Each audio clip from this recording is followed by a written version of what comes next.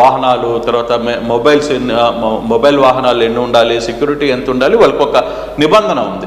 So ఆ నిబంధన ఎక్కడ లోకల్ పోలీసులు వ్యవహరించట్లేదు, ఆ నిబంధనను పాటించడం లేదు అనేది తలసాని రఘు మాట్లాడుతున్న పరిస్థితి. ఆ లేఖను కూడా దాంట్లోనే పొందుపరిచారు.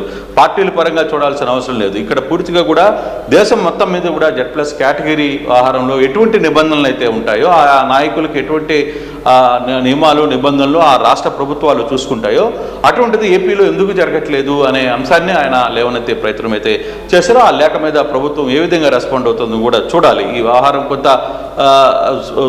అంటే ఇప్పటికీ గతంలో కూడా ఒక లేఖ రాశారు. అందుకే మాకు ఇవ్వాల్సిన కేటగిరీస్ కావచ్చు, మాకు ఉండాల్సిన సెక్యూరిటీ పరంలో సెంట్రల్ కొంత రియాక్ట్ కావాల్సిన పరిస్థితి ఉంది, దాన్ని సీరియస్గా తీసుకోండి అనేది చెప్తున్న పరిస్థితి. ఇంకా తన కాన్వాయ్కి ముందు పోలీసు వాహనాలు ఉండాలి, లేదు దాని చుట్టూ కూడా కొంత రోప్ పార్టీస్ ఉండాలి, బ్యాక్ సైడ్ కొన్ని పార్టీలు ఉండాలి, ఎక్కడికక్కడ ట్రాఫిక్ జామ్ అవుతుంది, ఎక్కడెక్కడ